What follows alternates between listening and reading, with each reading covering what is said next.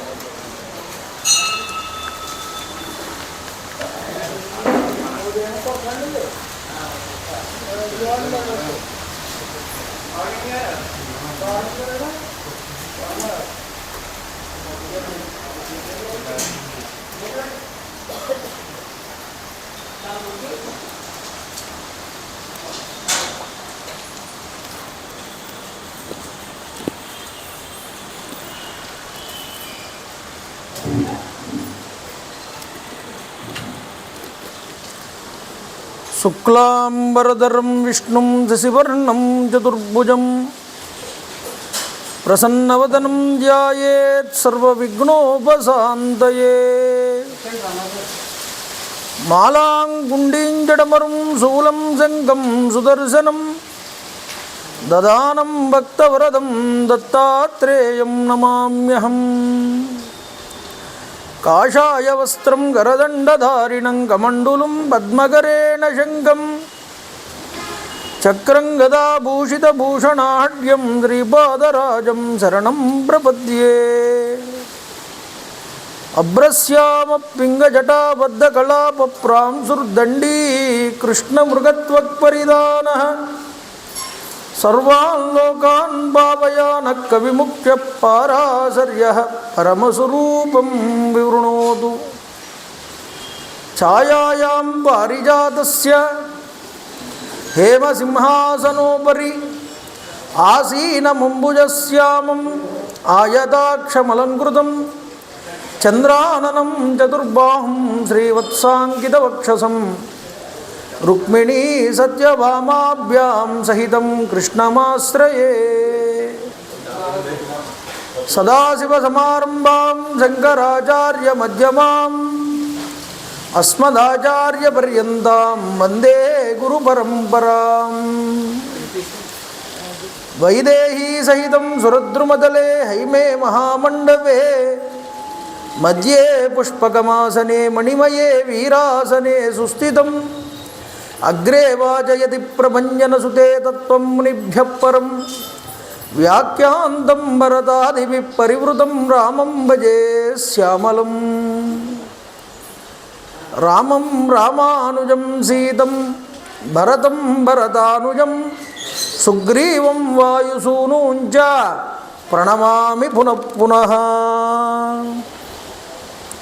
విమలపటి కమలపుటి పుస్తక రుద్రాక్షసస్తహస్తపుటి కామాక్షి పక్ష్మలాక్షి కలిత విపంచి విభాసి వైరించి మనోజవం మారుతతుల్యవేగం జితేంద్రియం బుద్ధిమతాం వరిష్టం వాతాత్మజం వానరయూధముఖ్యం శ్రీరామదూతం శిరసా నమామి.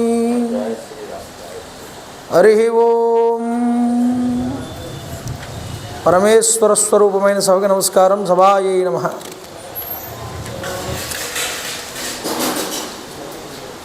కాహకపక్షధరం దేవం వనమాలా విభూషితం శ్రీరామం బాలకం ధ్యాయేత్ బాలకాండే మునీశ్వరః. కాకపక్షధరుడైనటువంటి రామచంద్ర ప్రభువు వారిని బాలకుడిగా ఈ కాండలో మనం ధ్యానం చేయాలి అని వ్యాస మహర్షి వారి యొక్క తీర్పు.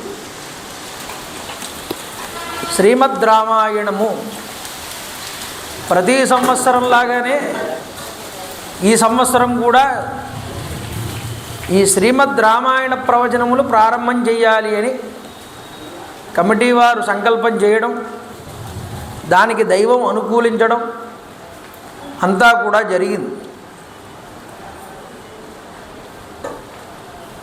రామాయణం అనేటటువంటిది సాధారణమైనటువంటి గ్రంథం కాదండి.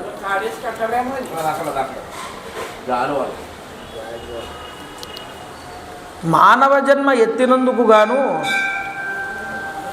జీవితంలో భగవంతుడు జీవుడు శరీరాన్ని విడిచిపెట్టిన తర్వాత కొన్ని అడుగుతాడు అని చెప్పింది గరుడ పురాణం. అందులో మొట్టమొదట అడిగేది ఏమిటి అంటే, నీ జీవితంలో ఒక్కసారైనా భగవత్ కథని శ్రవణం చేసావా లేదా అని. రామాయణాన్ని విననివాడనేటటువంటి వాడు ఉండడు లోకంలో. అలా వినలేదండి అంటే వాడికన్నా దురదృష్టవంతుడు మరొకడు లేడు. అటువంటి రామాయణం ప్రతి ఒక్కరూ కూడా వినాలి, చదవాలి, దాన్ని ఆచరణాత్మకం చేసుకోవాలి అని పెద్దల తీర్పు. ఏమండి, ఎన్నో పురాణాలు ఉన్నాయి, ఎన్నో శాస్త్రాలు ఉన్నాయి. రామాయణం ఎందుకు వినాలి, దాన్ని ఎందుకు ఆచరణాత్మకం చేసుకోవాలి అంటే, రామాయణం అనేటటువంటిది ఒక మనిషి యొక్క జీవితం. మానవుడు భూమి మీదకి వచ్చిన తర్వాత మానవుడు అనేటటువంటి వాడు ఎలా బ్రతకాలో, ఎలా నడుచుకోవాలో, మనుష్య ధర్మం అనేటటువంటిది ఏమిటో, ఆ ధర్మాన్ని తాను ఎలా ఆచరించాలో మనకి రామాయణం స్పష్టంగా చూపిస్తుంది. ఒరే, మనిషి అనేటటువంటి వాడు ఇలా బ్రతకలేకపోతున్నాడని భగవంతుడు సాక్షాత్తుగా మానవుడిగా వచ్చినటువంటి అవతారం రామావతారం. మీరు గుర్తుపెట్టుకోండి, రాముడు భూమి మీద నడయాడి మనిషి అనేటటువంటి వాడి యొక్క ధర్మాన్ని ఆచరించి చూపించాడు. అందుకనే రామావతారం ధర్మావతారం అండి.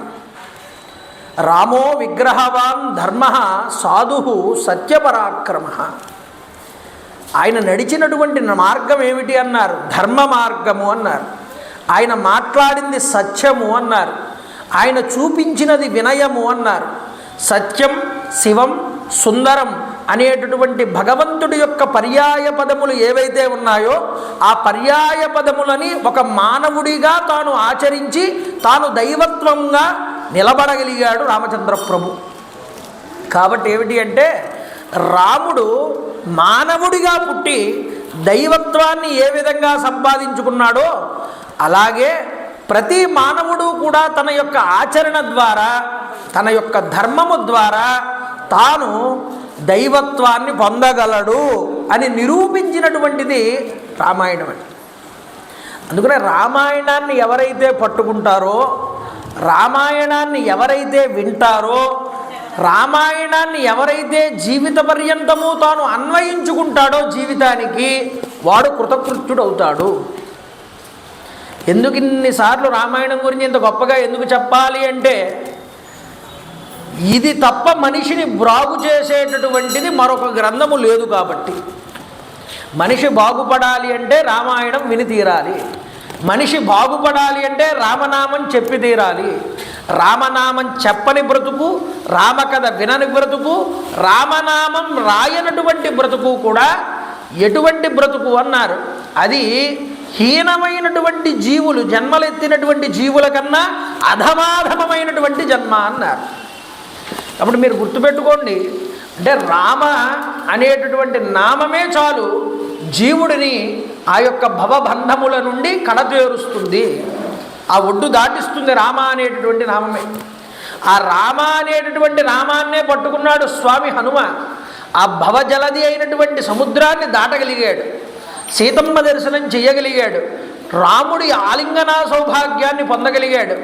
వానరులందరూ కూడా రామకథనే నమ్ముకున్నారు, రామకార్యమునందు కృతకృత్యులయ్యారు. కాబట్టి ఏదో ఒక మనుష్యుడే కాదు, తిర్యక్ జంతువులు కూడా రామానుగ్రహాన్ని పొందగలిగాయి. కాబట్టి మనిషిగా పుట్టి మనం ఎంతలా పొందాలి రామానుగ్రహాన్ని, ఇది ఆలోచించాలి. కాబట్టి గత 7 సంవత్సరాలుగా ఇక్కడ రామాయణం జరుగుతున్నది.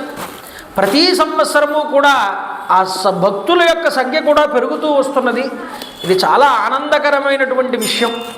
కాబట్టి ఎన్ని పనులున్నా జీవితంలో ఒక చెప్పింది శాస్త్రం, నీకు జీవితంలో ఎంత పనైనా ఉండవచ్చుగాక, ఎంత నువ్వు జీవిత కార్యక్రమాల్లో ఎంత బిజీగానే ఉండవచ్చుగాక, కానీ ఎక్కడ రామనామం వినిపిస్తున్నదో, ఎక్కడ రామ కథ వినిపిస్తున్నదో అక్కడికి వెళ్ళి నీ పనులన్నీ కూడా ఆఫ్ చేసుకుని కొంత సమయాన్ని ఆ కార్యక్రమంలో వెచ్చించు. ఇది నీ జీవితానికి తరుణోపాయము అని చెప్పారు. కాబట్టి ఇలాంటి రామాయణం ఇక్కడ 40 రోజుల పాటు జరగడం చాలా గొప్పదైనటువంటి అనుగ్రహం. రామచంద్ర ప్రభు వారి యొక్క అనుగ్రహ ఆశీస్సుల వల్ల నేను ఇక్కడ కూర్చుని చెప్పగలుగుతున్నాను. అంతకు మించి మరొక గొప్పతనం ఏమీ కాదు. ఇది 7వ సంవత్సరం మనం చెప్పుకుంటున్నాం. సప్తాహ విధిగా పూర్తవుతున్నది రామాయణం. ప్రతి వారు కూడా వారి వారి తల్లిదండ్రుల్ని గుర్తు చేసుకుంటూ ఈ కార్యక్రమాలను మొదలు పెడుతున్నారు. ఏదో ఒక్క రోజైనా సరే ఈ రామాయణంలో మా తండ్రి గారి పేరు వినిపిస్తుందా, మా తల్లిగారి పేరు వినిపిస్తుందా, అలా వినిపించి ఇక్కడ మా తల్లిగారిని, మా తండ్రి గారిని, మా పూర్వీకుల్ని మేము తరింపజేసుకోగలమా అనేటటువంటి స్థాయికి ఈ రామాయణం వచ్చింది. అంటే ఇక్కడ ఉన్నటువంటి ఆశ్రితులు, ఆస్తికులు అందరూ కూడా ఎంతో గొప్పదైనటువంటి భక్తి ప్రవృత్తులు కలవారు అనడంలో ఎటువంటి సందేహము లేదు. అలాంటి రామాయణం ప్రారంభం చేస్తూ మొట్టమొదట ఆ యొక్క బండారు ధర్మరాజు గారి జ్ఞాపకార్థంగా వారి కుమారులు సతీష్ గారు, వారి కోడలు వెంకట గౌరీ గారు దంపతులు ఇద్దరూ కూడా వారి యొక్క పితృదేవతల్ని తలుచుకుంటూ ఈ రామాయణాన్ని ప్రారంభం చేయిస్తున్నారు. ఇక్కడ మొదట 25 రోజులు కూడా ఇక్కడ వీరి యొక్క కార్యక్రమం వాళ్ళ తండ్రి గారి పేరు మీదుగా జరగడం ఇక్కడ జరుగుతుంది. ఇంతటి మహోత్కృష్టమైనటువంటి రామాయణాన్ని మనం ప్రారంభం చేసుకుంటున్నాం. కాబట్టి మంత్రశాస్త్రమునందు ఒక మాట చెప్పారు. ఏమిటి అంటే, రామ కార్యక్రమం జరుగుతున్నప్పుడు హనుమ ప్రార్థనతో ప్రారంభం చేసి మళ్ళీ చిట్ట చివర హనుమత్ ప్రార్థనతో ముగించాలి అని. హనుమంతుడిని ప్రార్థన చేస్తేటండి మొట్టమొదట రామ ప్రార్థన చేసి చిట్ట చివర మళ్ళీ రామ ప్రార్థనతో ముగించాలి. కాబట్టి మనందరం రామాయణం చెప్పుకోబోతున్నాం. కాబట్టి రామకథ 40 రోజులు కూడా దిగ్విజయంగా జరుగుతుంది. ఇలా జరుగుతున్న తరుణంలో మొట్టమొదట అందరికన్నా వచ్చి కూర్చునేవాడు ఎవరు అంటే, ఎవరు? మారుతతుల్య వేగం, ఆ యొక్క వాయుపుత్రుడైనటువంటి హనుమంతుడే. ఎత్ర ఎత్ర రఘునాథ కీర్తనం తత్ర తత్ర కృతమస్తకాంజలిం బాష్పవారి పరిపూర్ణలోచనం మారుతిం సమదరాక్షసాంతకం అని. రామకథ వినబడేటటువంటి చోట ముందు అందరికన్నా తాను ముందుగా వచ్చి కూర్చుని కళ్ళంపట నీళ్లు పెట్టుకుంటూ రామకథ విని తన్మయత్వాన్ని పొంది ఆ యొక్క బాష్పధారలతో మళ్ళీ విడవలేక ఆ ప్రాంగణాన్ని విడిచిపెట్టి వెళ్తారట స్వామి హనుమ. అంతటి హనుమ అనుగ్రహం మనందరికీ కూడా ఉండాలి. కాబట్టి అలాంటి హనుమని మనం ప్రార్థన చేసి, రామ ప్రార్థన చేసి ఈ రామాయణంలోకి మనం వెళ్దాం. శ్రీ హనుమాన్ జయ హనుమాన్ జయ జయ హనుమాన్, శ్రీ హనుమాన్ జయ హనుమాన్ జయ జయ హనుమాన్, శ్రీ హనుమాన్ జయ హనుమాన్ జయ జయ హనుమాన్, శ్రీ హనుమాన్ జయ హనుమాన్ జయ జయ హనుమాన్, శ్రీ హనుమాన్ జయ హనుమాన్ జయ జయ హనుమాన్ శ్రీ హనుమాన్ జయ హనుమాన్ జయ జయ హనుమాన్ శ్రీ హనుమాన్ జయ హనుమాన్ జయ జయ హనుమాన్ శ్రీరామ జయ రామ జయ జయ రామ శ్రీరామ జయ రామ జయ జయ రామ శ్రీరామ జయ రామ జయ జయ రామ శ్రీరామ జయ రామ జయ జయ రామ శ్రీరామ జయ రామ జయ జయ రామ శ్రీరామ జయ రామ జయ జయ రామ రామ్ రామాయ నమః రామ్ రామాయ నమః రామ్ రామాయ నమః రామ్ రామాయ నమః జై శ్రీరామ్ జై శ్రీరామ్ జై శ్రీరామ్. రామాయణం ఎంతో మహోత్కృష్టమైనటువంటి గ్రంథం. ఎందుకు అంటే ఏదో ఒక సాధారణమైనటువంటి ఒక రాజు చక్రవర్తి యొక్క కథ కాదు రామాయణం అంటే. రామాయణం అనేటటువంటిది ఒక మహిమాన్వితమైన అలౌకికమైనటువంటి కథ అని చెప్పారు శాస్త్రంలో. అలాంటి అలౌకికమైన కథ కనుక కాకపోతే రామాయణం పురాణాలు మీరు తీసుకోండి, అగ్ని పురాణం చూడండి, గరుడ పురాణం చూడండి, లేకపోతే స్కాంద పురాణం చూడండి, మత్స్య పురాణం చూడండి, కూర్మ పురాణం చూడండి, 18 పురాణాల్లో కూడా రామకథ చెప్పబడింది. మహాభారతంలో రామకథ ఉన్నది. వ్యాసుడంతటి వాడు ప్రతి పురాణంలోనూ ప్రతి ఇతిహాసంలోనూ కావ్యంలోనూ రామకథ గురించి ఉటంకించారు. ఎందుకని అంటే శ్రీశుకుల వారు శ్రీమద్ భాగవతంలో ఒక మాట చెప్పారు. రామావతారం అనేటటువంటిది మర్త్యావతార కలు మర్త్య శిక్షణం అని. మానవులకి ఒక శిక్షణ ఇవ్వడానికి వచ్చినటువంటి అవతారం రామావతారం. వారిని ఎలా బ్రతుకుని ఎలా మార్చాలో మానవులకి రామచంద్ర ప్రభు వారు ఆచరించి చూపించారు. అందుకనే రామో ద్విర్నభిభాషతే, రాముడికి 2 మాటలు మాట్లాడడం తెలియదయ్యా అని చెప్పాడు వాల్మీకి. రామ ఏకపత్నీ వ్రతనీయ అంటే ఆయన ఏకపత్నీ వ్రతస్తవ నీయుడైనటువంటి వాడు, ఆ వ్రతాన్ని ఆచరించేటటువంటి వాడు.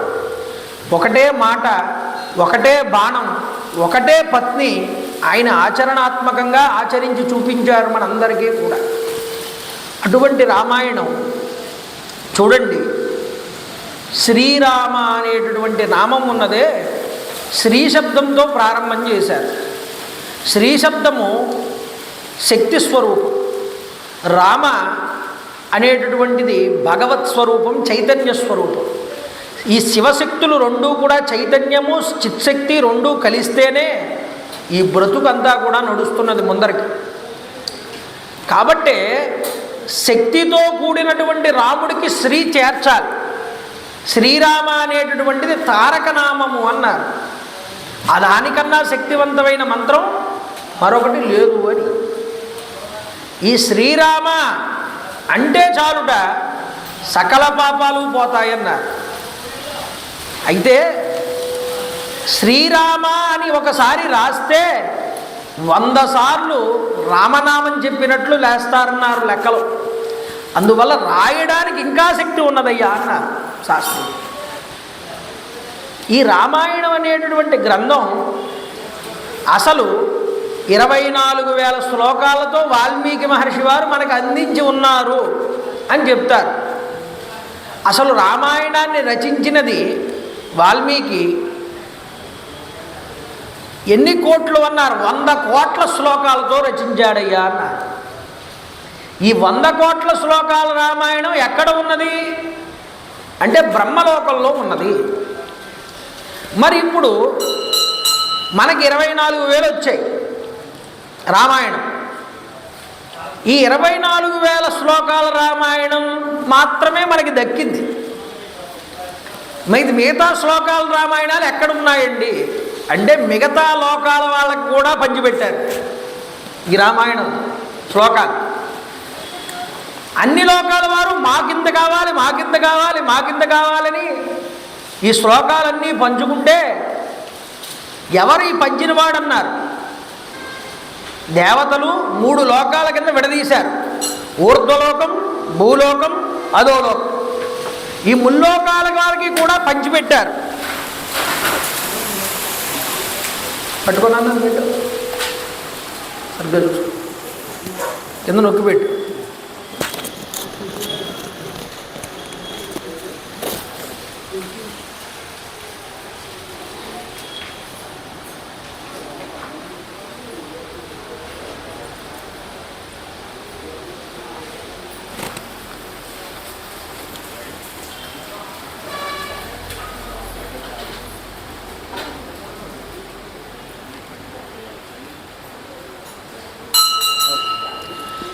ఈ ముల్లోకాల వారికి కూడా పంచిపెట్టాల్సి వస్తే పరమేశ్వరుని ప్రార్థన చేశారన్నారు.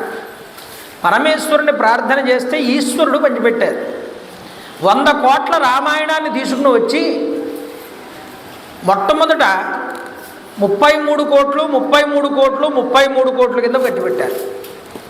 ఇక ఎన్ని కోట్లు మిగిలాయి? 1 కోటి మిగిలింది. దీన్ని ఏం చేయమంటారన్నారు? దీన్ని కూడా పంచిపెట్టండి అన్నారు.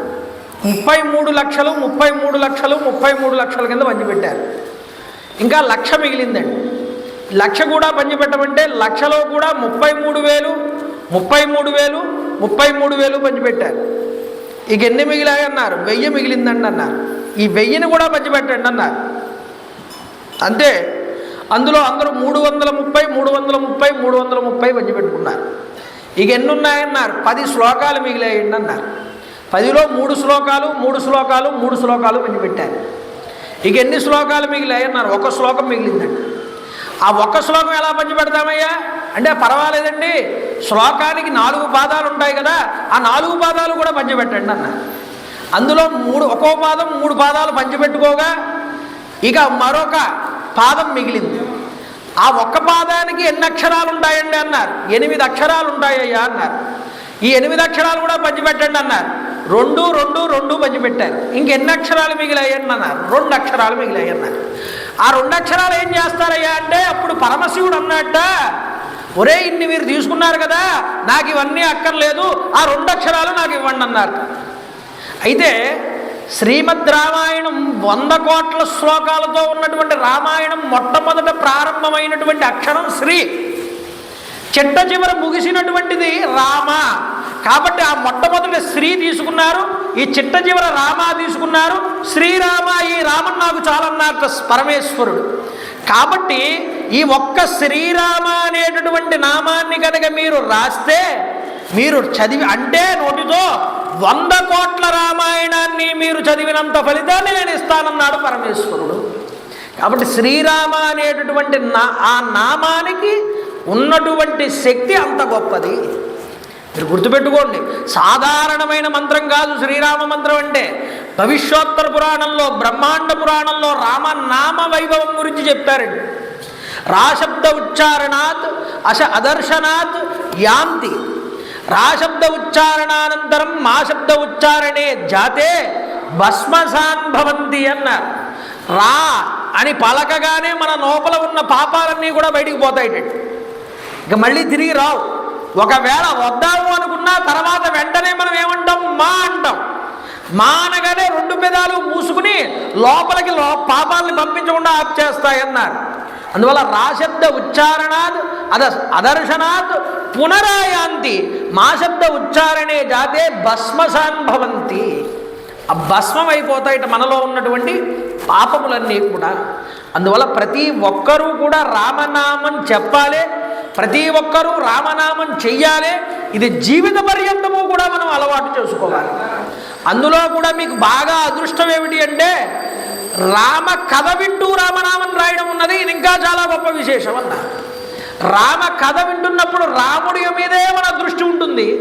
ఆ రాముణ్ణి మనం మనసులో నిలుపుకుని శ్రీరామ రాస్తాం. దీన్ని అనుభవించి దాన్ని రాసి దాని ఫలితాలు పొందిన వారు కూడా చాలామంది ఉన్నారు. ఈ సభలో కూడా చాలామంది ఉన్నారని నేను తెలియజేసుకుంటున్నాను సభాముఖంగా. కాబట్టి గుర్తు చేసుకోండి, ఇది ఆచరణాత్మకంగా చేసుకున్న వాళ్ళకి ఇది అక్షయమైనటువంటి ఫలితాన్ని ఇస్తుంది. ఇందులో ఎటువంటి సందేహము కూడా లేదని చెప్పారు శాస్త్రంలో. ఎందుకు అంటే వేదవేద్యే పరే పుంసి జాతే దశరథాత్మజే వేద ప్రాచేతసాదాసీత్ సాక్షాత్ రామాయణాత్మన. వేదపురుషుడు పరమేశ్వరుడు వేదాల్ని ఇచ్చి ఉన్నాడు. అపౌరుషేయములైనటువంటి వేదాలు ఇస్తే ఆ వేదములను ఎలా అర్థం చేసుకోవాలో, ఆ వేదాలని ఎలా ఆచరించాలో మనెవ్వరికీ కూడా సరిగ్గా తెలియదు. అయితే పరమేశ్వరుడు ఆలోచన చేశాట, ఇంత వేదరాశిని అర్థం చేసుకోగలిగేటటువంటి సామర్థ్యం వీరికి లేదు, వీళ్ళకి వేదంలో ఏ విధంగా చెప్పారో నడుచుకోమని అలా నేను నడిచి చూపిస్తే వీళ్ళకి ఎలా నడుచుకోవాలో అర్థమవుతుంది అనుకున్నారట. పరమాత్మ ఎంత దయాళువో చూడండి, మనుష్యుల్ని ఎంత అనుగ్రహిస్తారో చూడండి. అప్పుడు వేదం అపౌరుషేయం కనుక ఈ వేదాన్ని బాగా అర్థమయ్యే విధంగా ఒక కావ్య రూపంలోకి రాయగలిగే వాళ్ళు ఎవరున్నారు అని చూశారు. వేదాన్ని ఇచ్చినవాడు ఎవరండి? బ్రహ్మగారు. ఆ బ్రహ్మగారే వాల్మీకిగా భూమి మీద అవతరించారు అని చెప్పారు శాస్త్రంలో. అంటే వాల్మీకి అభవత్ బ్రహ్మ వాగభూతస్య రూపిణి అన్నారు శాస్త్రంలో. స్కాంద పురాణంలో మాట ఇది. అంటే సాక్షాత్తు బ్రహ్మగారే, సాక్షాత్తుగా బ్రహ్మగారంతటి ఆయన వాల్మీకిగా భూమి మీదకి వస్తే వేదములనేటటువంటి అపౌరుషయములైనటువంటి వేదములు రామాయణం అనేటటువంటి పేరుతో అవతరించాయి భూమి మీద. ఈ అవతరించిన రామాయణంలో పరమాత్మ అపౌరుషేయమైనటువంటి వేదాన్ని అందించిన పరమాత్మే తాను వేదాన్ని ఎలా ఆచరించాలో వేదం చెప్పిన మాటల్ని తాను ఆచరించి చూపించాడయ్యా లోకాలకి. అందుకనే వేదవేద్యుడైనటువంటి రామచంద్ర ప్రభు అంటే వేదముల చేత తెలియబడేటటువంటి వాడు ఆయన. ఆ రామచంద్ర ప్రభు వారి యొక్క గుణ గణ కీర్తన వైభవాలన్నింటినీ కూడా తెలియజేస్తూ రాముడు నడిచిన మార్గాన్ని మనందరికీ కూడా తీసుకొచ్చి దగ్గర చేసింది వాల్మీకి మహర్షి. అందుకని ఇది రామస్య అయనం రామాయణం, రాముడు నడిచిన మార్గం అయ్యా. ఇది ఏం కావాలి? మనందరికీ బాట కావాలి. ఇది చెప్పడానికి రామాయణం వచ్చింది. చూడండి, ముఖ్యంగా రామాయణం వినేటప్పుడు ఒళ్ళు దగ్గర పెట్టుకుని వినాలి. శాస్త్రంలో ఏం చెప్పారంటే రామాయణంలో చెప్పబడినటువంటి ప్రతి శ్లోకానికి ఒక విశేషమైనటువంటి శక్తి ఉన్నది. ఏమంటే మీరు రామాయణం చదివితే మీకు బ్రహ్మోపదేశం జరిగినట్లే అన్నారు శాస్త్రంలో. ఇది చాలా గూఢమైనటువంటి మాట. మీకు ఇది ఇవాళ తేటతెల్లం చేస్తున్నాను నేను. ఎందుకంటే గాయత్రి శక్తి అంతా కూడా రామాయణమునందు నిక్షేపించాడు వాల్మీకి మహర్షి. రామాయణాన్ని ఆకర్ణాంతము కూడా మొదటి నుంచి చివరి దాకా నేను చదివానండి అని మీరంటే, నేను విన్నానండి అని మీరంటే మీకు బ్రహ్మోపదేశం జరిగినట్లే. బ్రహ్మోపదేశం అంటే గాయత్రి మంత్రాన్ని చెవులో పఠిస్తాడు. అది ఒక బ్రాహ్మణుడికే ఉందనుకుంటారు చాలామంది. బ్రాహ్మణుడికే లేదయ్యా, రామాయణం చదువు నీకు బ్రహ్మజ్ఞానం వస్తుంది, ఆ బ్రహ్మోపదేశం నీకు కలుగుతుంది. అది చదవడం వల్ల, అది వినడం వల్ల అంతటి శక్తి దాని యందు దాక్కుని ఉన్నది. దీన్ని గ్రహించాలి అందరూ కూడా. రామాయణానికి ఆ శక్తి ఉంది. అందుకనే ఎవరి ఇంటి యందు రామాయణం జరుగుతూ ఉంటుందో, ఎవరి ఇంటిలో రామాయణం వినిపిస్తూ ఉంటుందో, ఎవరి ఇంటి యందు రామనామం చెప్పబడుతూ ఉంటుందో వారికి ఏం కలుగుతుందయ్యా అంటే ఐశ్వర్యం, రామపూజన, ఐశ్వర్యం కలుగుతుంది. అపమృత్యు నివారేణ, అపమృత్యు దోషాలు పోతాయి. అంతేకాదు వారి ఇల్లు సుఖశాంతులతో వర్ధిల్లుతుంది అని చూపించారు. అందుకనే ఇక్కడ ఒక మాట చెప్తున్నారు, రామాయణ మహాకావ్యం సర్వ వేదేషు సమ్మత సర్వపాప ప్రశమనం దుష్టగ్రహ నివారణం. ఒక్క రామాయణాన్ని శ్రద్ధగా కనుక నువ్వు ఆలకిస్తే, ఆ కావ్యాన్ని కనుక నువ్వు వింటే అది సకల వేదముల చేత సమ్మతించబడినటువంటి గ్రంథము కాబట్టి నువ్వు వేదాన్ని పఠించావు, నువ్వు వేదాన్ని అర్థం చేసుకున్నావు అని చెప్తారట మనకి. అంతేకాదు ఇది ఏం చేస్తుందయ్యా, సర్వపాప ప్రశమనం, సకల పాపాలని కూడా ఇది పోగొడుతుంది. అంతేకాదు దుష్టగ్రహ నివారణం, గ్రహ దోషాలని ఇది పోగొడుతుందన్నారు. చూసారా? అందువల్ల ఏమిటన్నారు, జగత్తుకంతటికి ఒక్క రామచంద్ర ప్రభు వారే గతి. ఎందుకంటే అశ్చ ఆశ్చ రాశ్చ రాహ, రామ అనే పదంలో రా అనేటటువంటి మాట ఉన్నదే, ఈ రాకి అర్థం ఏమిటి అని చెప్పింది వేదం. రశ్చ అశ్చ ఆశ్చ రాహ, రకారము అకారము ఆకారము మూడు శబ్దముల చేత కూడుకున్నది రా శబ్దము అన్నారు. ఇందులో రశ్చ అంటే రుద్ర శబ్దం అన్నారు, అశ్చ అంటే విష్ణు శబ్దం అన్నారు, ఆశ్చ బ్రహ్మ శబ్దము అన్నారు. మీరు గట్టిగా పట్టుకోండి, ఒక్క రా అని ఉచ్చరించగానే బ్రహ్మ విష్ణు మహేశ్వరులు మీరు ప్రార్థన చేసినట్లు లెక్క. అంటే ఇక్కడ ఏం చెప్తున్నారంటే, శ్రీరామ శరణం సమస్త జగతాం రామం వినాకాగతి, ఈ సమస్త జగత్తుకి కూడా రాముడు తప్ప మరొక గతి లేదు. ఇది పట్టుకోవాలి మీరు చాలా గట్టిగా.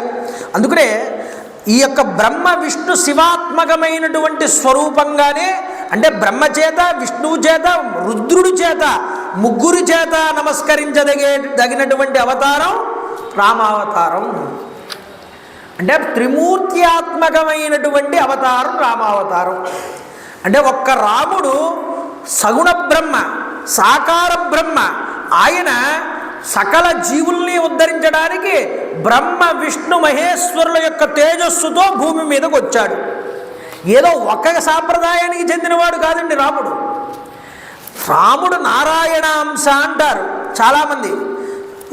కొన్ని పురాణాల్లో అంటారు, పరమేశ్వరుడు దేవతలతో చెప్పాట, నేను రావణ సంహారం కోసం భూమి మీద రాముడిగా అవతరిస్తాను అని. ఇది ఎక్కడ ఆశ్చర్యకరమైన మాట అండి. వచ్చింది విష్ణువు అనుకుంటాం మనం, కానీ రుద్రుడు కూడా ఈ మాట అన్నాడే. అలాగే రామచంద్ర ప్రభువుని కిష్కింధాకాండ దగ్గరికి వచ్చేటప్పటికి వ్యాసుల వారు ఎలా దర్శనం చేశారు అంటే, రుద్రాక్షమాలికలతో భస్మ త్రిపుండ్రాలతో ఉన్నారు రామచంద్ర ప్రభు కిష్కింధకాండలో అన్నారు. సుగ్రీవాదియుతం శ్రీశం, అలాగే భస్మాంగావృతమీశ్వరం మహేశ్వర సమంధ్యాయేత్ అన్నారు. అంటే ఏమిటి అర్థం? రాముణ్ణి మహేశ్వరుడితో పోలుస్తున్నారు, రాముణ్ణి విష్ణువుతో పోలుస్తున్నారు, ఆఖరికి బ్రహ్మగారంతటి వారు వచ్చి నువ్వు రామకథ రాయివయ్యా వాల్మీకి అన్నాడు. అంటే వీళ్ళందరికీ ఏమిటంటే అవసరం అన్నారు. వీళ్ళందరికీ అవసరం కాదయ్యా, ఈ 3 రూపాలు కలిపితేనే రామ. ఒక సత్య వస్తువుని ప్రతిపాదన చేసినప్పుడు బ్రహ్మ విష్ణు మహేశ్వరులు ముగ్గురు కూడా కలిసి ఆ పనిని పూర్తి చేస్తారట. ఆ సత్య వస్తు రూపంలో వీళ్ళ ముగ్గురు కలిసిపోతారు. ఏది శాశ్వత వస్తువో అందులోకి ఈ 3 ఇమిడిపోతాయి. అందుకనే భేదం చెప్పకూడదయ్యా బ్రహ్మగారికి విష్ణువుకి రుద్రుడికి అని. ఎందుకంటే ఇది సత్యస్వరూపం. సత్వరజస్తమో గుణాలు 3 కలిసి సత్యవస్తువుని ప్రతిపాదన చేస్తున్నాయి ఇక్కడ. ఆ సత్యవస్తువు ఎవరయ్యా అన్నారు, ఆయనే రామచంద్ర ప్రభు. అందుకనే రామో ద్విర్న విభాషహే, రామో సత్యసంధ, సత్యాన్ని పట్టుకున్నవాడు రామచంద్ర ప్రభు. నువ్వు సత్యాన్ని పట్టుకో, నువ్వు పరమాత్మే అవుతావు. ఇదే అద్వైత స్థితి. రాముడు ఎలా బ్రతికాడో నువ్వు అలా బ్రతకడానికి ప్రయత్నం చేయవయ్యా, ఆ స్థితి నీకు వస్తుంది అన్నారు శాస్త్రంలో. కాబట్టి అద్వైత స్థితి అంటే ఏమిటండి, నీ ధర్మం ఏమిటో ఆ ధర్మాన్ని విడిచిపెట్టకూడదు. మొట్టమొదట అది మనం నేర్చుకోవాల్సింది. రాముడు విడిచిపెట్టలేదు ధర్మాన్ని ఎక్కడా కూడా. సొంత భార్యనైనా విడిచిపెట్టుకున్నాడు కానీ ధర్మాన్ని విడిచిపెట్టలేదు. రాజ్యాన్నైనా విడిచిపెట్టుకున్నాడు కానీ ధర్మాన్ని విడిచిపెట్టలేదు. కాబట్టి ఇచ్చిన మాట కోసం రాజ్య త్యాగాన్ని కూడా చేశాడు, మాటకి నిలబడ్డాడు. ఇది రామావతారం మనకి నేర్పిస్తున్నది. కాబట్టి చూడండి, ఇలా బ్రతకాలి మనిషి అనేటటువంటి వాడు అని ఆయన ఆచరించి చక్కగా ఇక్కడ మనకి చూపించారండి. అయితే వాల్మీకి గిరి సంభూత రామసాగర గామిని పునాతి భూనం పుణ్య రామాయణ మహానది అని వాల్మీకి శ్రీరామచంద్ర ప్రభువుని పరమాత్మగా చూపిస్తూనే ఒక మనిషిగా కూడా చూపించాడండి. అందుకనే వాల్మీకి మహర్షి ప్రప్రథమంగా రామాయణాన్ని ఎంచుకున్న విధానం ఏమిటి అంటే, ఆయన ఇతిహాసంగా రాయలేదు, పురాణంగా రాయలేదు, రామాయణాన్ని కావ్యంగా తీసుకున్నారు. మీరు గట్టిగా పట్టుకోవాలి ఈ మాట. కావ్యంగానే ఎందుకు తీసుకున్నారండి వాల్మీకి రామాయణాన్ని అంటే, యద్వేదాత్ ప్రభు సంహితం దది గదా శబ్ద ప్రధానాక్షిరం యస్య అర్ధ ప్రవణాత్ పురాణ వచనాత్ ఇష్టం సుహృత్ సంహిత కాంతా సమ్మతయా యయా సరసతాం మాపాద్య కావ్యశ్రియా. విద్యానాథ పండితుడు ప్రతాపరుద్రీయంలో అంటాడు ఈ మాట. వేదం అంటుంది నువ్వు ఇలాగే బ్రతకాలని అంటుంది. మాతృదేవో భవ, పితృదేవో భవ, ఆచార్య దేవో భవ. తల్లిని పూజించాలి గురువుగా, దైవంగా, గురువుని, తండ్రిని. ఇది ఆచరించాలి. ఇలా చేస్తేనే నీకు బ్రతుకు. ఆర్డినెన్స్ వేస్తుంది. ఎవరైనా ఆర్డినెన్స్ వేస్తే వింటారండి? ప్రతి ఒక్కళ్ళు ఆర్డినెన్స్ వేస్తే వినడానికి ఎవరూ సిద్ధంగా ఉండరు. ఇలా చెప్తే వినడానికి చాలామంది సిద్ధంగా లేరని పురాణాలు వచ్చాయి. ఏం చేశాయి పురాణాలు అన్నారు? సుహృత్ సంహిత అంటే ఒక మిత్రుడు చక్కగా చెప్తే ఒక స్నేహితుడికి ఆ మిత్రుడు చెప్పిన మాటని కొంతమంది వింటారు స్నేహితులు. ఎవరో వీడు చెప్పింది మన మంచికే కదా, మన బాగు కోసమే కదా, సరే ఈసారికి చేద్దాంలే. ఇందులో కూడా మళ్ళీ 50-50 ఛాన్సులు ఉన్నాయి. ఒకడు వినొచ్చు, మరొకడు వినకపోవచ్చు. కానీ కావ్యం అలా కాదుటండి. కావ్యం కాంతా సమ్మతయాయయా సరసత అన్నాడు. భార్య ఎలా చెప్తుందో భర్తకి అలా చెప్తుంది కావ్యం అని. ప్రియురాలు ప్రియుడికి చెప్పినట్టు చెప్తుంది అన్నారు. అంటే ప్రియురాలు చెప్పిన వాడు ప్రియుడు ఎప్పుడైనా కాదంటాడా? కాదనడు. కాబట్టి అంత స్థాయికి కిందకి దిగి వాల్మీకి మహర్షి పరమాత్మతత్వాన్ని మనకి బోధిస్తున్నారు ఇక్కడ.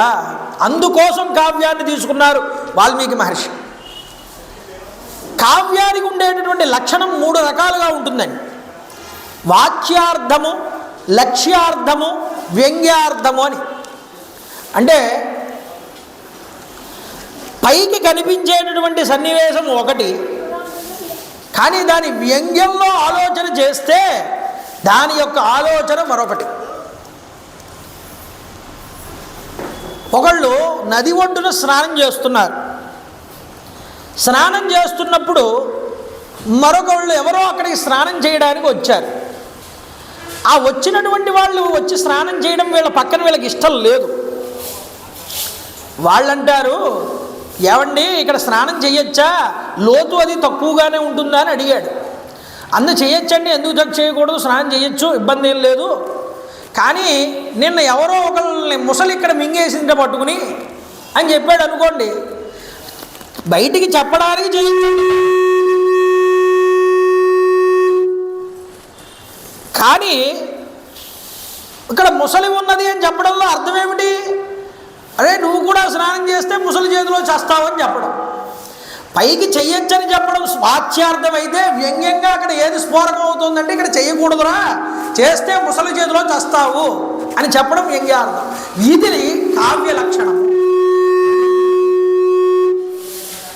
ఇది కావ్య లక్షణం.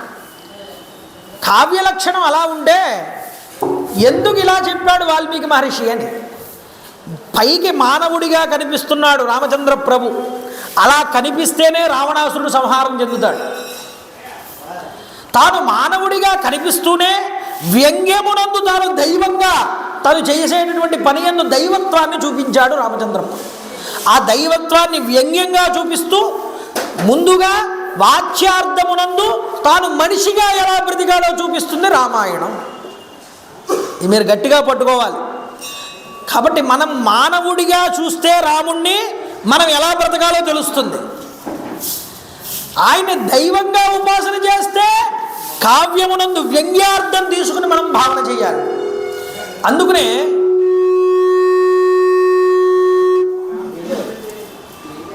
ఇక్కడ చెప్పారు, చిన్మయోస్మిన్ మహావిష్ణో దశరథే హరౌ రఘోః కులే అఖిలం రాతి రాజతే యో మహీస్థితః స రామ ఇతి లోకేషు విద్వద్భిః ప్రకటీకృతః. ఇక్కడ రామ పూర్వతాపిన్యోపనిషత్తు అని ఒక ఉపనిషత్తులో చెప్తున్నారు ఈ మాట. చిన్మయుడైనటువంటి శ్రీ మహావిష్ణువు శ్రీహరి సాక్షాత్తుగా రాముడిగా భూమి మీద అవతరిస్తూ తాను భగవంతుడిగా వస్తున్నట్లుగా భావన చేస్తున్నారు ఇక్కడ ఋషులందరూ కూడా. అంటే భగవంతుడికి ఎన్ని విధానాలు ఉంటాయో అన్ని విధానములు కూడా ఇక్కడ రామచంద్ర ప్రభువు వారికి ఉన్నాయి అని చూపిస్తున్నారు. అయితే చూడండి, వాల్మీకి మహర్షి కూడా రామాయణంలో కొన్ని మాటలు చెప్తారు. రక్షిత జీవలోకస్య స్వజనస్య విరక్షిత ధర్మస్య పరిరక్షిత. రాముడు లోకాలన్నింటినీ రక్షించడానికి వచ్చాడు, ధర్మాన్ని నిలబెట్టడానికి వచ్చాడనే మాటలు వాల్మీకి నోటి నుంచి వచ్చాయి. అంతేకాదు రాముణ్ణి పొగిడినప్పుడల్లా కూడా రామ అక్లిష్టకర్మణ అనే మాట కూడా వాడుతూ ఉంటాడు వాల్మీకి మహర్షి. అక్లిష్టకర్మణ అంటే పరమాత్మనే అక్లిష్టకర్ముడు అంటారు శాస్త్రంలో. అక్లిష్టకర్మనే సచ్చిదానంద రూపాయ అని అధర్వణ శృతిలో చెప్తారు ఈ మాట. అందువల్ల సచ్చిదానంద స్వరూపుడిగా మాటల్లో వేస్తూనే రాముడిని మానవుడిగా చూపించాడు వాల్మీకి మహర్షి. ఇంతటి గొప్పదైనటువంటి రామాయణం ఇక్కడ ప్రారంభం చేస్తున్నాడు వాల్మీకి మహర్షి. ఇక్కడ మనకి 24,000 శ్లోకాలు అందేగా. 24 అక్షరములు కలిగినటువంటి గాయత్రీ మహామంత్రానికి వ్యాఖ్యానమే రామాయణం అండి. తపస్వాధ్యాయ నిరతం తపస్వీ వాగ్విదాంబరం నారద పరిప్రప్రశ్చ వాల్మీకిర్ మునిపుంగవం. ఈ శ్లోకంతో ప్రారంభమైంది రామాయణం. తపః అని ప్రారంభం. తపస్సు, తపః అంటే ఏమిటి? తపస్సు. తపస్సుని తో ప్రారంభం అవుతున్నది రామాయణం. రామాయణం వినేటప్పుడు భక్త్యా యుక్త్యా వ్యుత్పత్త్యాః రామాయణ మహార్ణవ. ఇందాక మీకు చెప్పానుగా, ఒక్కొక్క శ్లోకమునందు విశేషమైనటువంటి అర్థాలు నింపాడు వాల్మీకి మహర్షి. విశేషమైన శక్తిని నింపాడు, మంత్రశక్తిని. ఆ మంత్రశక్తి వల్ల ఆ శ్లోకానికి చాలా శక్తి వచ్చి చేరింది. అందువల్ల భక్తితో రామాయణాన్ని వినాలి మొట్టమొదటిది, యుక్తితో వినాలి. ఒక పదం వచ్చింది అంటే ఈ పదం ఇక్కడ ఎందుకు ఉపయోగించాడు వాల్మీకి అన్న విషయాన్ని కూడా మనం అర్థం చేసుకోగలగాలి రామాయణం వినేటప్పుడు. కాబట్టి భక్తి, యుక్తి, వ్యుత్పత్తి, ఈ యొక్క అర్థం ఇక్కడ ఎందుకు ఇలా వచ్చింది, ఇక్కడ ఎందుకు ఈ మాట ఉపయోగించాడు వాల్మీకి అన్న విషయాన్ని మనం అవగతం చేసుకోవాలని ఇక్కడ చూపించారు. ఓం అని ప్రారంభమైంది. ఓం ఓం అంటే అంగీకారే పరమాత్మతత్వాన్ని చూపిస్తుంది. ఆ ఓం తపస్వాధ్యాయ నిరతం. అందుకనే బ్రహ్మగారంతటి వారు కూడా సృష్టి చెయ్యాలి అనుకున్నప్పుడు ఆయనకి సృష్టి ఎలా చెయ్యాలో తెలియకపోతే భగవంతుణ్ణి ప్రార్థన చేస్తే తపక్కుర్యాత్, తపస్సు చెయ్యి అనే మాట వినిపించింది ఆయనకి. అంటే తపస్సు ద్వారానే నువ్వు అలౌకికమైనటువంటి శక్తిని సంపాదించుకోగలుగుతావయ్యా. తపస్సు ద్వారానే జ్ఞానాన్ని పొందగలుగుతావు. తపస్సు ద్వారానే నీ యొక్క స్థాయికి లేనటువంటి వస్తువుని నువ్వు పొందగలుగుతావు, జ్ఞానాన్ని సముపార్జించగలుగుతావు. కాబట్టి తపస్సు అనేటటువంటిది మనిషికి చాలా ముఖ్యం. అయ్యా మరి మనం చేసే తపస్సు ఏమిటండి? ఈ రామాయణం వినడమే తపస్సు. ఎందుకంటే శ్రవణం సర్వధర్మేభ్యో వరం మన్యే తపోదన వైకుంఠస్థ యత కృష్ణ శ్రవణాది యస్య లభ్యతే అంటుంది భాగవత మహాత్యంలో. నారదులు వారంటారు ఈ మాట.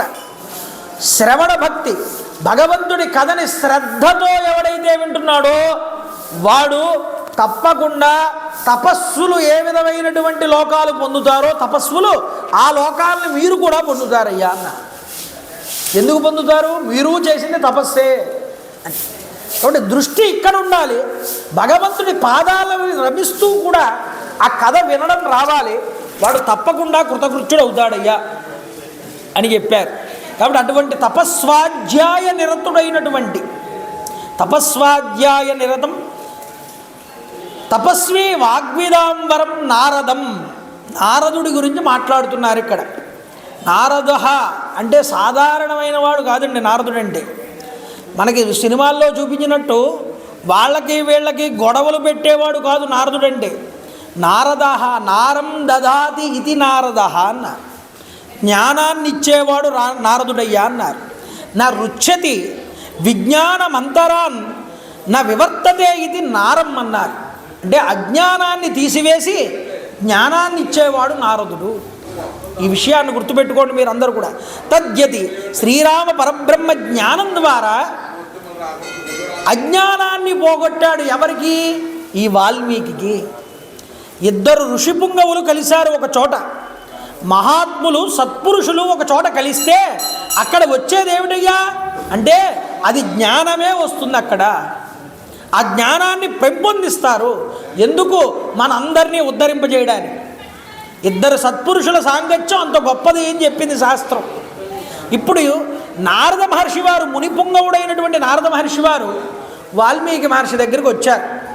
వచ్చి ఏమయ్యా నారద, మహానుభావుడు నారదుడు అక్కడికి వస్తే నారదుడు అడిగాడు, ఏమయ్యా వాల్మీకి బాగున్నావా, కుశలంగా ఉన్నావా అని అడిగితే నమస్కారం చేసి అర్ఘ్యపాద్యాదులు ఇచ్చి కూర్చోబెట్టి, వాల్మీకి మహర్షి వారు చూడండి అప్పటికే చాలా గొప్పవాడు వాల్మీకి మహర్షి. ఎందుకంటే సుమతి అనేటటువంటి ఆయనకి పుట్టి బ్రాహ్మణ జన్మెత్తి తర్వాత చెడు సావాసాలు చేసి ఎన్నో పాపపు పనులు చేసిన తర్వాత సప్తఋషుల యొక్క అనుగ్రహం వల్ల రామమంత్రోపదేశం శివ పంచాక్షరీ మంత్రాన్ని పొంది ఆ శివపంచాక్షరీ మంత్రం ద్వారా గొప్పదైన తపస్సు చేసి 13 సంవత్సరాలు తపస్సు చేస్తే ఒళ్ళంతా కూడా పుట్టలు పట్టేస్తే ఆ పుట్టలో నుంచి మళ్ళీ జ్ఞాన పురుషుడిగా ఉద్భవించాడు. కాబట్టి అత్రి మహర్షి వారు ఆయన్ని ఓ వాల్మీకి అని పిలిచారు. అంటే పుట్టలోంచి పుట్టినవాడా అని పిలిచారు. అలాంటి అగ్నిశర్మ అనేటటువంటి బ్రాహ్మణ కుమారుడు తర్వాత వాల్మీకంలో నుంచి తపస్సు ద్వారా బయటకు వచ్చాడు కాబట్టి అతనికి వాల్మీకి అనే పేరు వచ్చింది. తరువాత కుశస్థలికి వెళ్ళాడు. కొంతకాలమేమో ఆయన చిత్రకూట పర్వతం మీద ఉన్నాడు. అలా తిరుగుతూ తమసా నదీ తీరం దగ్గరికి చేరుకున్నాడు. ఈ తమసా నదీ తీరం దగ్గరికి వచ్చినప్పుడే నారద మహర్షి వారు అక్కడికి వచ్చారు. నారద మహర్షి వారు అక్కడికి రాగానే మొట్టమొదట ప్రశ్న ఏం వేశాడంటే ఆయనకి తెలుసుకోవాలని అనిపించింది కుతూహలం. ఏమిటి అంటే, అయ్యా ఈ లోకంలో కోన్వస్మిన్ సాంప్రదంలోకే గుణవాన్ కశ్చ వీర్యవాన్ ధర్మజ్ఞస్య కృతజ్ఞస్య సత్యవాక్యో దృఢవ్రత చారిత్రేణ చ కోయుక్త సర్వభూతేషు కోహిత విద్వాన్ కస్సమర్థశ్చ కశ్చైక ప్రియదర్శన. ఎవయ్యా ఇన్ని గుణాలు కలిగిన వాడు ఎవడైనా ఉన్నాడో? ఆత్మవాన్కో జ్యుతక్రోధో జ్యుతిమాన్కో అనసూయక కస్య బిభ్యతి దేవాశ్చ జాతరోషస్య సంయుగే. లోకంలో సదాచార సంపన్నుడు, శరణాగత వత్సలుడు, విపత్కర పరిస్థితుల్లో కూడా తొణకనటువంటి వాడు, సామాన్య విశేష ధర్మాలు రెండింటినీ కూడా ఎరిగినటువంటి వాడు, శరణాగత వత్సలుడు, అలాగే నిశ్చలమైన సంకల్పం కలిగినటువంటి వాడు, సకల ప్రాణులకి కూడా హితాన్ని చేసేటటువంటి వాడు, సకల శాస్త్ర కుశలుడు, సర్వకార్య దురంధరుడు, తన దర్శనం చేతనే అందరికీ కూడా సంతోషాన్ని చేకూర్చేటటువంటి వాడు. అలాంటి మహాపురుషుడు ఎవరైనా ఉన్నారా లోకంలో? ధైర్యశాలి, క్రోధాన్ని జయించినవాడు, శోభలతో విలసిల్లేవాడు, ఎవరినైనా సరే అసూయ లేకుండా చూసేటటువంటి వాడు, రణరంగమున కుపితుడైతే దేవాసురుల్ని సైతము కూడా భయకంపితుల్ని చేసేటటువంటి వాడు. అటువంటి వాడు ఎవరైనా ఉన్నారా ఈ లోకంలో అని ప్రశ్న వేస్తే అప్పుడు నారద మహర్షి వారు అన్నారు, అలాంటి వాడు ఉండడం చాలా అరుదయ్యా, అలాంటి వాడు ఉండడు ఈ లోకంలో. కానీ నువ్వు ఇప్పుడు అంటున్నావు, ఏమని అడిగావు? ఈ లోకంలో ఇప్పుడు ఈ యొక్క సమయమునందు అలాంటి పురుషుడున్నాడా అని అడుగుతున్నావు. కాబట్టి నాకు బుద్ధికి తోచిన విధంగా నేను నాకు తెలిసిన వాళ్ళ గురించి చెప్తాను వినమన్నాడు. బహవో దుర్లభాశ్చైవ ఏత్వయా కీర్తితా గుణా మునే వక్ష్యామ్యహం బుద్ధ్వా తైర్యుక్త శ్రూయతాం నరః. ఇలాంటి వాళ్ళు ఉండడం దుర్లభం, అయినను స్మృతికి తెచ్చుకుని ఇలాంటి గుణాలు ఉన్న వాళ్ళ గురించి నేను చెప్తాను వినమన్నారు. ఎవరాయన? ఒకళ్ళు ఉన్నారండి. అసలు నిజానికి ఇన్ని గుణాలు ఉన్నవాడు భూమిలోకంలో ఉండడం అరుదు. కానీ ఇక్ష్వాకు వంశ ప్రభవ రామో నామ జనైశ్రుత నియతాత్మ మహావీర్యో ద్యుతిమాన్ ధృతిమాన్వసి. ఇక్ష్వాకు వంశంలో మిక్కిలి వాసిగాంచినటువంటి లోకోత్తర పురుషుడైనటువంటి శ్రీరాముడు అవతరించి ఉన్నాడయ్యా భూలోకంలో. ఆయన యందు నువ్వు చెప్పినటువంటి గుణములన్నీ కూడా ఉన్నాయి అని చెప్పాడు. చూడండి ఎంత గొప్పదైనటువంటి విశేషమో. నారదుల వారు ఈయన 16 గుణాలు అడిగితే ఈ 16 గుణాల కన్నా ఇంకా ఎన్నో గుణాలు చెప్పాడు. ఇది ఆశ్చర్యం. అంటే రాముడు అన్ని గుణాలు కలిగినటువంటి వాడు. ఏమంటే ఎప్పుడూ రామకథైనా వేరే కథ చెప్పుకోక్కర్లేదా అంటే అసలు ఇన్ని గుణాలు కలిగిన వాడి గురించి చెప్పుకోవడమే అదృష్టమయ్యా అన్నారు. ఎందుకంటే ఇంతమంది ఇన్ని గుణాలు కలిగిన వాడి గురించి చెప్పుకోకుండా వేరే ఒక కథ చెప్పుకుంటే అంతకన్నా దౌర్భాగ్యం మరొకటి లేదు. ముందు ఈయన గురించి చెప్పడం నేర్చుకో, ఈయన గురించి వినడం నేర్చుకో. రామతత్వం నీకు గట్టిగా అర్థమైతే మిగతా తత్వాలన్నీ నీకు అర్థమైనట్లే. కాబట్టి రామతత్వం గురించి, రామ విధానం గురించి, రామ కథ గురించి నీకు చెప్తున్నాను వినమన్నాడు. ఆ రాముడి యొక్క విశేషాలన్నింటినీ కూడా నారదుల వారు ఆ యొక్క వాల్మీకి చెప్పడం ప్రారంభం చేశాడు. ఇలా చెప్తూ సంక్షిప్త రామాయణంగా 100 శ్లోకములతో మొత్తం రామకథనంతటినీ కూడా చెప్పాడు. చెప్పి రాముడికి పట్టాభిషేకమైన కథంతా కూడా చెప్పిన తర్వాత జరిగేటటువంటి వృత్తాంతాన్నంతటినీ కూడా చెప్పడం ప్రారంభం చేశాడు. అంటే ఎప్పుడు జరిగింది రామాయణ రచనా ప్రారంభం అంటే వాల్మీకి మహర్షి వారు నారదుణ్ణి అడిగినప్పుడు ప్రశ్న, రాముడికి అప్పటికి పట్టాభిషేకం అయిపోయింది, రాజ్యాన్ని పరిపాలిస్తున్నాడు. అంటే అప్పటికి 10,000 సంవత్సరాలు రాముల వారు భూమి మీదకి వచ్చి 10,000 సంవత్సరాలు గడిచిపోయింది. ఇక చిట్ట సమయంలో ఉండగా అడిగాడు. అప్పుడు రామాయణం గురించి చెప్పాడు నారదుడు. ఆయన ఆ రామాయణాన్ని విని పరమానందభరితుడైపోయాడండి వాల్మీకి.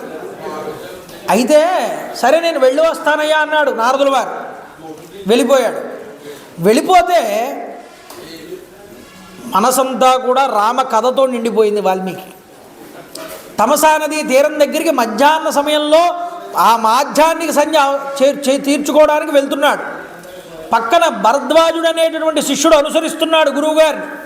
ఆ తమసా నదీ జలాల దగ్గరికి వెళ్ళి ఆ తమసా నదీ జలాలని చూసి శిష్యుడితో అంటున్నాడు, నాయనా, సత్పురుషుడి మనసు ఎంతటి నిర్మలంగా ఉంటుందో ఈ తమసా నదీ జలాలు అంత స్వచ్ఛంగా నిర్మలంగా ఉన్నాయి చూడరా నాయనా. అంతటి దృష్టి కలిగిన వాడండి వాల్మీకి. ఋషి మనస్సు ఎంత గొప్పగా ఉంటుందంటే అంత స్వచ్ఛంగా ఉంటుంది. ఏ ప్రకృతిలో ఏ గొప్ప వస్తువు కనిపించినా దాన్ని దైవస్వరూపంగా దర్శనం చేయగలుగుతాడు. ఆ యొక్క కలశాన్ని ఒడ్డు దగ్గర పెట్టమన్నాడు. ఆ నారవస్త్రాన్ని నా చేతికి ఇమ్మన్నాడు. ఆ నదిలోకి వెళ్ళి స్నానం చేశాడు. ఆ ప్రకృతి చాలా పరవశంగా ఉన్నది.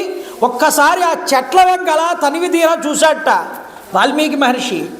ఒక చెట్టు మీద 2 పక్షులు ఉన్నాయి, క్రౌంచ పక్షులు, ఒక మగపక్షి ఒక ఆడపక్షి. వాటిని చూశాడు. చూడగానే అందులో హాయిగా 2 కూడా అంతటి ప్రకృతి వనమునందు 2 రమిస్తున్నాయి. ఈ రమిస్తున్న సన్నివేశాన్ని చూసి వాటి యొక్క శబ్దాలు వింటూ ఆనందచికితుడవుతున్నటువంటి వాల్మీకి మహర్షి ఒక కిరాతుడు విడిచిపెట్టబడినటువంటి బాణం వెళ్ళి ఈ క్రౌంచపక్షిలో మగపక్షికి వెళ్ళి గుచ్చుకుంది. ఆ పక్షి విలవిలలాడుతూ భూమి మీద పడింది, రక్తం ఒడుస్తూ కూడా. ఆ మగపక్షి చుట్టూ ఆడపక్షి తిరగడం ప్రారంభం చేసింది ఏడుస్తూ. ఈ సన్నివేశం వెంటనే మనసును కలిచి వేసిందండి వాల్మీకి మహర్షి.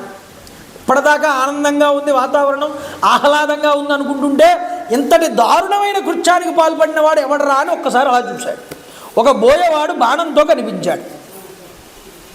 మనసు చలించిపోయింది, ఆర్ద్రత చెందింది, ఎంతో శోకం బయలుదేరింది లోపల నుంచి. కరుణ. ఒక సాధారణ మూగజీవుని కొడతాడా ఇలాగా? మా నిషాద ప్రతిష్టాంత్వం అగమః శాశ్వతీ సమాహ యక్రౌంచ మిథునాదేకం అవధీహి కామమోహితం. రామాయణానికి ఉద్భవించడానికి ఇది మంత్రం అండి. మొట్టమొదట శపిద్దామనుకున్నాడు, కానీ నోటి నుంచి శాపవాక్కు రాలేదు ఆయనకి. మానిషాద ప్రతిష్టాంతం అగమః శాశ్వతీ సమాహ.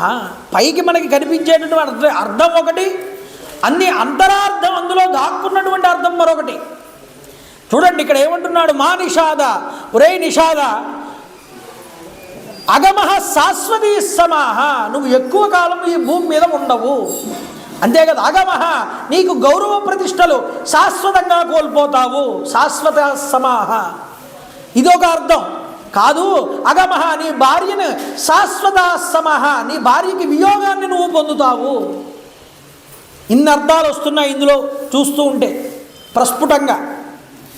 యత్ క్రౌంచమిథునాదేగం, ఎందుకు క్రౌంచ పక్షుల జంటలో ఒక పక్షిని నువ్వు కొట్టావు కాబట్టి నీకు కూడా భార్యావియోగం జరుగుతుంది, ఇది చెప్పాడు. అయితే ఈ కామమోహితులై ఉన్నటువంటి క్రౌంచ పక్షుల్లో ఒకదాన్ని నువ్వు చంపడం వల్ల నీకు శాశ్వతమైన అపకీర్తి వచ్చి పడుతుంది అని బాహ్యార్థం. నీ భార్యావియోగం నీవు కూడా పొందుతావు అని చెప్పడం అంతరార్థం. ఇక్కడ చూడండి, ఈ వాల్మీకి ఇచ్చినటువంటి శాపం ఎవరికి ఇచ్చారయ్యా అని. ఈ బోయవాడు ఎవరండి అన్నారు. ఈ బోయవాడు ఎవరో కాదండి, ఈయనే రామచంద్ర ప్రభు అన్నారు. ఎక్కడ చెప్పారు ఈ మాట? స్కాంద పురాణంలో, పాతాళ ఖండంలో, అయోధ్య మహాత్మ్యంలో ఈ మాట చెప్పారు. ఈ మాట విడిచిపెట్టి వచ్చేస్తున్నాడు వాల్మీకి. చాలా లయబద్ధంగా ఉంది చెప్పినటువంటి శాపం, శ్లోక రూపంలో ఉంది, 4 పాదాలతో ఉంది. వీణ, తంత్రి మొదలైనటువంటి వాయిద్యముల చేత వాయించడానికి వీలుగా ఉంది శృతిబద్ధంగా. నేను శపించాను కదా వీళ్ళని, అయినా నా నోటి నుంచి ఒక శ్లోకం ఎలా వచ్చింది అని ఆశ్చర్యపోతున్నాడు వాల్మీకి మహర్షి. ఆయన శోకాన్ని పొంది కరుణతో ఒక శాపాన్ని ఇస్తే ఆ శాపం నుంచి కూడా ఒక శ్లోకం వచ్చిందే, ఏమే ఆశ్చర్యం గురువుగారు ఇది అంటున్నాడు భరద్వాజుడు. అవునరా, ఏమన్నాను నేను ఇందాక, ఒకసారి గుర్తు చేయి వాల్మీకి మహర్షి అడిగారు. అడిగితే మళ్ళీ చెప్పాడు భరద్వాజుడు, మానిషాద ప్రతిష్టాంతం అగమః శాశ్వతీ సమాహ యత్ క్రౌంచ విధునాదేకం అవధీహి కామమోహితం. మీరు స్వరయుక్తంగా దీన్ని పాడండి, మీకు స్వరయుక్తంగా కూడా కుదురుతుంది ఈ శ్లోకం. 4 పాదాలతో వచ్చింది, అనుష్టు ఛందస్సులో వచ్చింది గురువుగారు, ఇది 32 అక్షరాలతో వచ్చింది. ఇది ఒక శ్లోకం కింద కుదిరింది మీరన్న మాట నోటిలో. ఆశ్చర్యపోయాడు. ఇంటికి వచ్చేశాడు, ఆశ్రమంలో కూర్చున్నాడు, దిగాలుగా ఉన్నాడు. కళ్ళ ముందు ఆ క్రౌంచ పక్షుల్ని కొట్టినటువంటి దృశ్యమే కనిపిస్తుంది. ఈలోపు అనుకోకుండా ఆయన ఆశ్రమానికి చతుర్ముఖ బ్రహ్మగారు వచ్చారండి. ఆశ్చర్యపోయాడు వాల్మీకి అంతటి వాడు. లేచి నిలబడి నమస్కరించి కూర్చోబెట్టి అర్ఘ్యపాద్యాదులన్నీ కూడా ఇచ్చి బ్రహ్మగారు పక్కన కూర్చోగానే, అయ్యా ఏమిటి మీరు వచ్చినటువంటి పని అని అడిగి మళ్ళీ కూడా ఆలోచనలో పడ్డాట. ఎవరు? బ్రహ్మగారంతటి ఆయన వచ్చి పక్కన కూర్చుంటే బ్రహ్మగారి గురించి ఆలోచించకుండా ఇందాక కొట్టినటువంటి క్రౌంచ పక్షుల గురించే ఆలోచిస్తున్నాడు. బ్రహ్మగారికి నవ్వు వచ్చింది. అసలు ఆ పరిస్థితిని ఏర్పాటు చేసిన వాడు బ్రహ్మగారే. ఆ మానిషాద ప్రతిష్టాంతం అనేటటువంటి శ్లోకం ఆయన నోటి వెంట రావడానికి కారకుడు బ్రహ్మగారే. ఎందుకు అలా చేశాడయ్యా అన్నారు. బ్రహ్మగారు అన్నారు, నాయన నీ నోటి నుంచి ఆ శ్లోకం రావడానికి కారణం నేనేరా నాయన, నా సరస్వతి నీ నోటి నుంచి అలా పలికించింది ఆ మాట అన్నారు. ఎందుకు అంటే ఇక్కడ లోపల అర్థం చెప్తున్నారు. రామాయణం రాయగలగాలి అంటే ఒక అర్హత ఉండాలి. ఆ అర్హత నీకు ఉన్నది అని మేము నమ్మాం. అందువల్లే మొట్టమొదటి సప్తఋషుల చేత నీకు శివమంత్రాన్ని ఉపదేశింపజేశాం. ఉపదేశం చేయడం వల్ల ఏమైంది అంటే నీకు శివ అనుగ్రహం కలిగింది. శివానుగ్రహం వల్ల నారదుడు వచ్చి నీకు రామాయణాన్ని అంతటినీ వినిపించాడు. ఆ తర్వాత నీవు దీని మీద దృష్టి పెట్టగలిగావు. అందువల్ల నీలో ఈ రామాయణానికి రాయవలసినటువంటి కరుణ నీలో ఉందా లేదా ఇది పరీక్షించడానికి సాక్షాత్తుగా రామచంద్ర ప్రభువే బోయవాడి వేషంలో వచ్చాడయ్యా అక్కడికి. ఇది వాల్మీకి రామాయణంలో చెప్పకపోయినా స్కాంద పురాణంలో ఈ రహస్యాన్ని బయటపెట్టాడు వ్యాసుడు. రామచంద్ర ప్రభు వారు వచ్చాడు బోయ వేషంలో. నువ్వు శపించింది ఎవరినో తెలుసా? రాముణ్ణే శపించావు అన్నాడు. అందువల్ల నీ భార్యావియోగం పొందుతావని శపించాడుగా వాల్మీకి. ఏమండి మీ మీద అపవాదు వచ్చింది, ఆ మీద అపవాదు వచ్చింది లక్ష్మణ, సీతను తీసుకువెళ్ళి అరణ్యాల్లో విడిచిపెట్టన్నాడు రాముడు లక్ష్మణుడితో. అదేంటన్నయ్యా, ఎవడో అన్న మాటను పట్టుకుని నువ్వు అలా విడిచిపెట్టమంటావా అని అంటావేమో. నాకు పూర్వం కొన్ని శాపాలు ఉన్నాయిరా లక్ష్మణ అన్నాడు పద్మపురాణంలో మాట ఇది. పూర్వం వాల్మీకి నన్ను శపించాడు, భార్యాభియోగాన్ని పొందుతామని. ఎక్కడ శపించాడు? ఇదే శపించడం. శాశ్వతీ సమాహను కొంతకాలం విడిచిపోతావయ్యా అని. ఈ శాపం ఇచ్చే టైంకి ఎంతకాలం గడిచిపోయింది? 10,000 సంవత్సరాలు అప్పటికే చేసేశాడు రాజ్య పరిపాలన రామచంద్ర ప్రభు. ఉత్తరాఖండలో 40వ సర్గలో చెప్తారు, సీతారామచంద్రులు ఇద్దరూ కూడా రావణ వధ జరిగిన తర్వాత 10,000 సంవత్సరాలు అయోధ్యలో హాయిగా ఉన్నారు. తదానయో విహరతో సీతో రాఘవయోశ్చిరం 10 వర్ష సహస్రాన్ని గతాని సుమహాత్మనా. రామమూర్తి అవతార కాలం 11,000 సంవత్సరాల్లో 10,000 సంవత్సరాలు హాయిగా గడిచిపోయేటండి అప్పటికి సీతాదేవితో కలిసి. ఇంక ఎప్పుడు సీతాదేవి వియోగం జరిగిందన్నారు? ఇంకొక కొన్ని వందల సంవత్సరాలు మిగిలి ఉన్నాయనగా జరిగిందన్నారు ఈ యొక్క అవతార సమాప్తి. అప్పుడే సీతాదేవి వియోగం, లవకుశులకి 12 సంవత్సరాలు రావడం, ఆ సమయంలోనే వాళ్ళు రామకథ గానం చేయడం, ఈయన అశ్వమేధ యాగం చేయడం, ఆ అశ్వమేధంలో వీళ్ళు ఈ యొక్క రామాయణ కథని గానం చేయడం, అక్కడ సీతాదేవి భూగర్భంలోకి వెళ్ళిపోవడం, తర్వాత కొంతకాలానికి రాముడు కూడా ఆ యొక్క అవతార సమాప్తిని చేయడం అనేటటువంటివి జరిగాయి. కాబట్టి రామాయణం రాసింది రామావతారం చివరిలోనండి. వచ్చినవాడు ఆ యొక్క బోయవాడి కింద రామచంద్ర ప్రభు పరీక్షించాడు. అంత కరుణ వాల్మీకిలో ఉందా లేదా? రామాయణం రాయాలంటే ఆ కరుణ ఉండాలి, అది పరీక్షించాడు. మొట్టమొదట శివ ఆజ్ఞ అయ్యింది, తర్వాత రామాజ్ఞ అయ్యింది, ఇప్పుడు బ్రహ్మగారంతటి ఆయన వచ్చేట్టున్నాడు, నా యొక్క ఆజ్ఞ కూడా అయ్యిందయ్యా, అందుకనే నీ నోటి నుంచి సరస్వతిని అలా పలికింపజేయించాను. నువ్వు ఏ శ్లోకంతో అయితే శాపం ఇచ్చావో అదే శ్లోకంతో 24,000 శ్లోకాలుగా ఈ రామాయణ కథనంతటినీ పూర్తిగా రాయి. అనుష్ఠుప్ ఛందస్సులోనే. అయ్యా నేను రామాయణ కథ ఏదో 100 శ్లోకాలు చెప్పాడు నారదుడు, నాకు రామాయణం కథ అంతా ఎలా తెలుస్తుంది అని అంటావేమో. నీకు రామాయణం మొత్తం కూడా దర్శనం అవుతుందన్నాడు బ్రహ్మగారు. ఎలా దర్శనం అవుతుంది? నువ్వు కళ్ళు మూసుకుంటే పాత్రలన్నీ కూడా నీ కళ్ళ ముందు కనిపిస్తాయి. పాత్రలు కనిపించడం కాదయ్యా, పాత్రలు వారి మనసులో ఏమనుకుంటున్నాయో కూడా నీకు తెలుస్తుంది అన్నాడు. చూడండి ఎంతటి అనుగ్రహం ఇచ్చాడో బ్రహ్మగారు. అంతేకాదు మరొక విషయం చెప్తున్నాను, గుర్తుపెట్టుకోవయ్యా. నువ్వు రాసినటువంటి ఈ రామాయణం కావ్య రూపంలో రచించు. ఈ కావ్య రూపంలో రచించినటువంటి రామాయణం ఆచంద్ర తారార్కము కూడా ఈ భూమి మీద ఉంటుందన్నాడు. యావత్ స్థాస్యంతి గిరయ సరితశ్చ మహీతలే తావత్ రామాయణ కథ లోకేషు ప్రచరిష్యతి.